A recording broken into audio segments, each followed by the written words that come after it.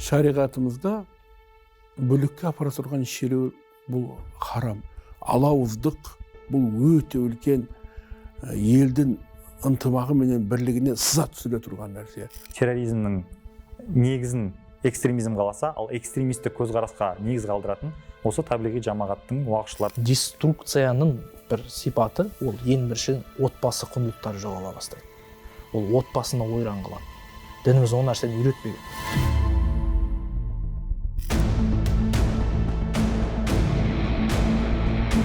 Еламан таблиғи жамағат ағымының түлкі бұлаң тәсіліне алданып арбалған азамат. Айтуынша кебінге оранған дағуатшылар көшеде кездейсоқ кезігіп кәлима айтуын талап еткен.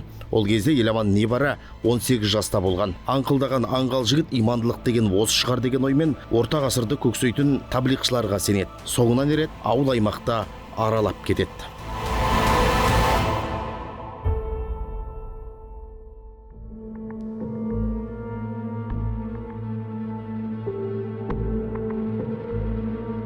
Екі ағам бар. Ол кісілер Алматыда инженер қызмет істейді оларда, жоғары білімді. Темір жол несінде оқыдым, жаңа университетінде, Алматыда. Связь жағында. Таблиғтар кездес, жұмсақ қайтады уағыздар. Солай тартады өздеріне. Ла илаха иллаллах айтқызу деген сияқты нәрселер бар. Алфавит жазып берді. Жаттап келді. Жаттамасаң да келе берді ертең. Сол бардым. 3 күндік деген бары деген сияқты айта бастады ғой. Сол қызығып бір рет еріп барып келдім. Ұмытпасам сол кезде айтып жердің бәрі айналып тұр деген сияқты бір мысалдар келтірді айтып. Дінде осылай айналымда болу керек деген сияқты түсіндірді ғой. Бірақ жалпы алған кезде дінге қызығушылығы бар жастар көп жағдайларда сол жастардың жаңағы эмоциясына, былайша айтқан кезде діндарлық деп түсінеді көбісі, соған алданып, солардың артынан еріп, сондай бір арандап қалып жатқан жағдайлар бар. Кез келген радикалды адам, болмаса радикалды идеология, мектеп бірден радикалды позицияларын көрсетпейді. Жалпы алған кезде исламның ішінде бір бағыт ретінде, ұстаным ретінде уағыздала береді. Бірақ негізгі шешуші кезеңдерде олардың кім екені айқындалады. Яғни қандай да бір нұсқаулықтан кейін, қандай да бір бұйрықтан кейін, қандай да бір жаңа идеологиялық дайындықтан кейін. Таблиғи жамағат ағымының негізін Үндістанның Кандахла ауылында дүниеге келген Мұхаммед Ильяс қалаған. Ол сауатын ауылындағы медреседе ашып, кейін ұстаздық етеді. Көп замай дағуатшылар қозғалысын құрады. Таблиғшылар атауы араб тіліндегі әт-табиғ сөзінен шығып, жеткізу деген мағынаны білдіреді. Орталығы Дели қаласында. Бұлар дін таратамыз деген желеумен 3-7-40 күнге шығып, ауыл аймақтарды аралайды. Негізгі 4 айлық сапарлары Үндістан, Индонезия және Пәкістан елдеріне бағытталған. Ханафилердің ішінде де радикалдар адамдар шыға алады. Ханафилердің ішінде де қарулы топтар бар. Кашмирде, Ауғанстанда соғысып жүрген. Сондықтан ханафи болуы оның дәстүрлі ислам екенін көрсетпейді. Ханафи болуы біздің мынау дала мәдениеті, дала өркениеті, соның ішінде мынау қазақ ағартушыларының ұстанымдары, моральдық этикаға негізделген, сопылық бағытқа, руханиятқа бағытталған, руханият жетілуге бағытталған ұстанымдарды ұстанатын, сонымен қатар ханафи мазхабын ұстанатын азаматтарды енді біз дәстүрлеуіміз керек. Демек бізде де діни ұстанымдарды айқындау қажеттілігі туындап отыр. Таблиғи жамағатта неге акцент қойылады? Ең бірінші дүниені тәрк ету керек. Және дүниені тәрк етумен қатар құрбан деген нәрсені бұл ұйымда бірінші орынға сатыға қойып, кішкене құрбан деген нәрсені орысша айтқан кезде бір түсінігін алмастыратын еді. Подмена понятия деп айтады. Барлық дүниеден, тіршіліктен, нафақадан, отбасынан барлық дүние тірліктен сен алыстауың керек. Деструкцияның бір сипаты ол ең бірінші отбасы құндылықтары жоғала бастайды. Ол отбасына ойран қылады. Дініміз ол нәрсені үйретпеген. Таблиғшылар исламның даналық, тазалық, ғылым мен білімге шақыратын прогрессивті жақтарын мойындамайды. Есесіне дойыр догмамен елдің миын ашытады. Есіктен есікке қағидасын ұсынғандар талай шаңырақтың шырқын бұзып тынды. Еңбекшіқазақ ауданында бір азамат болды, түрмеде неше жыл отырып келген жаңағыдай. Сол азаматпен сөйлестім мен де отырып. Сен не себепті дағуатқа кетіп қала бересің дегенге. Үйде әйелім ауырды дейді. Сонымен достарымнан көмек сұрадым дейді. Не істеймін жаңағыдай. Әйелім ауырып қалды. Не жағдай жасаймын дегенім, дағуатқа шықсам, Алланың қалауымен жаңа әйелім жазылып кетеді деп айтты дейді. Сөйтіп 4 айға кетіп қалдым дейді, Пакистанға дейді. Сол әкесін жаңағыдай өз алдына жаңа далада қаңғырып жүрген кесірінен үлкен ұлы мысалы ұрлық жасап темір торға тоғытылған жаңағыдай. Ол не үшін ұрлық жасайды? Үйінде жейтін тамақ болмағаннан кейін біреудің малын ұрлап, жаңа ауылдасын соны сойып алып, ұстап алып, сөйтіп түрмеге сотталып кеткен жаңағыдай. Ағымның бір мұсылманға беретін пайдасы жоқ екенін байқаймыз да. Ағым жақтастары жұмыс істемейді, кәсіп те қылмайды. Тәулігіне 24 сағат ел кезіп жұрт аралайды. Жататын жер талғамайды. Бала шағасын, әке шешесін тастап кете береді. Туған шешесі мен бауыр еті баласын тағдыр тәлкегіне тастап, көкек құсап кете беретін бұларды бұдан соң фанат немесе экстремист деп айтпай көр. Өйткені жүрген жерлерінде жұрттың наразылығы мен қарсылығын тудырады.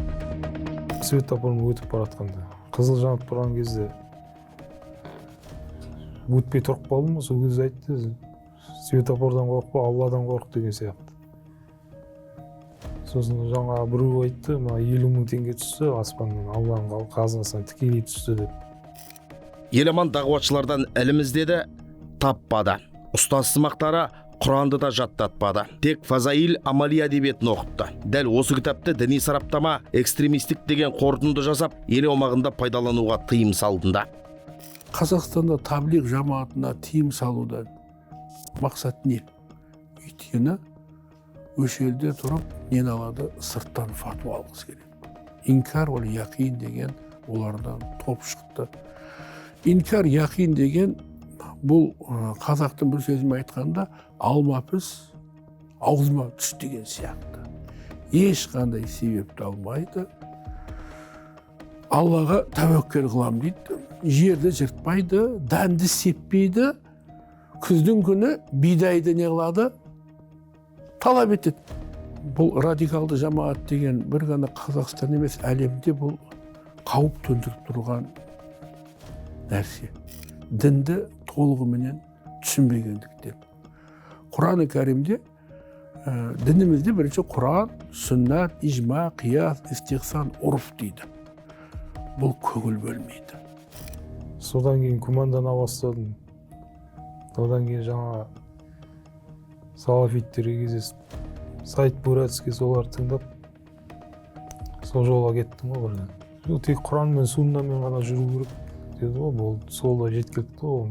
Сақал қойғаннан кейін де, балақ кескеннен кейін де адамдар бір түрлі қарайды ғой. Олар да жек көру пайда болады. Сосын әр жағынан осыларды өлтіру керек деген сияқты ойлар пайда болады. Одан кейін ана лекцияларда дәл сол құптайтын әңгімелер айтады ғой, жихад жасау керек. Сонымен адам кіре береді ғой сол жолға. Олармен күресу керек деген жаңағыдай, соғысу керек деген ой пайда болады мысалы үшін. Жихад туралы сөздерді қалап тұрады ғой адам. Жинала береді кек. Терроризм дегеніміз бұл нөлден бастап бірден терроризмге өтіп кете алмаймыз. Терроризмнің алғашқы бір уровені болып экстремизм табылады бәрібір. Қалай дегенімізде, бірінші экстремистік көзқарасқа ие болған азамат қана ары қарай террористік уже активный действияға көшетін азаматтар терроризмнің негізін экстремизм қаласа, ал экстремистік көзқарасқа негіз қалдыратын осы таблиғи жамағаттың уағызшылары болып табылды. Таблиғшылардың кесірінен талай адам халықаралық террористік ұйымдарының жемтігін айналды. Бұндай талдауды француз сарапшылары жасаған болатын. Еламанда дағуатшыларға еремін деп псевдо-салафиттердің сапынан бір-ақ шықты. Теріс ой болғанмен қылмысқа бармады.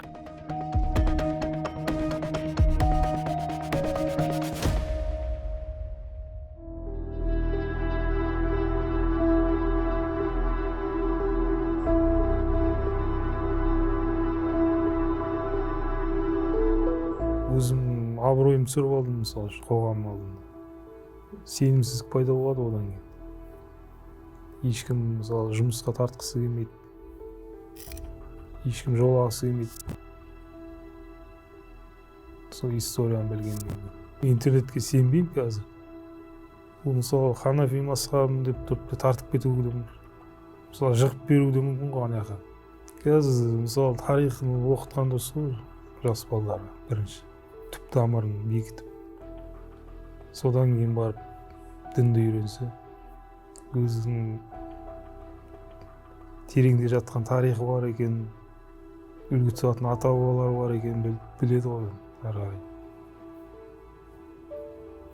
Адасып кетпейді ғой ары қарай. Мысалы бізде мемлекет бар екен, бұл қаншама қанмен келген құрылған мемлекет екенін оны сақтап қалуымыз керек. Мәңгілік ел дейді ғой. Сол сияқты ойланады да, бұл мына жаққа қарай кетпейді. Еламан деструктивті діни ағымның ықпалында жүріп, отбасын құрмады. Өкінет, қазір тарихи туындыларды оқығанда ұнатады. Санаса қатаймаған жастарға діннен гөрі алдымен ділін білген дұрыс деп есептейді. Себебі діңгегі мықтыны дүлей дауылда құлата алмасына оның көзі анық жетті.